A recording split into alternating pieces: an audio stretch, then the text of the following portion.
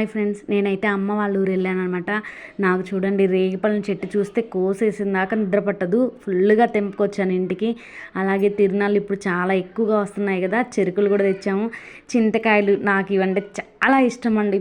అలాగే మా అమ్మ వాళ్ళ విలేజ్లో వాళ్ళు మిరప తోటలు నాటుతారు, చూడడానికి వెళ్ళాను. చూడండి, కందికాయలు, ఇవన్నీ చిన్నప్పటి మెమొరీస్ అండి. అన్నీ ఇట్లా విలేజ్లోనే దొరుకుతాయి.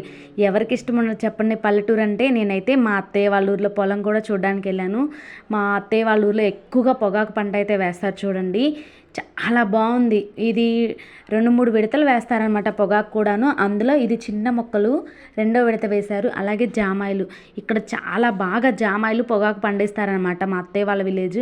మేమైతే ఈవినింగ్ టైంలో కొంచెం పొలం చూద్దాము, హ్యాపీనెస్గా ఉంటుంది అనేసి బయటకు వెళ్ళాము. చాలా బాగుంది. ఇదైతే చూడండి మా అత్తయ్య వాళ్ళ ఊరు రైల్వే స్టేషన్ అనమాట. పాతది కొత్తది రెండు ఉన్నాయి. ఈ వీడియో మీకు ఎలా అనిపించిందో లైక్ అండ్ కమెంట్ చేయండి. Bye bye.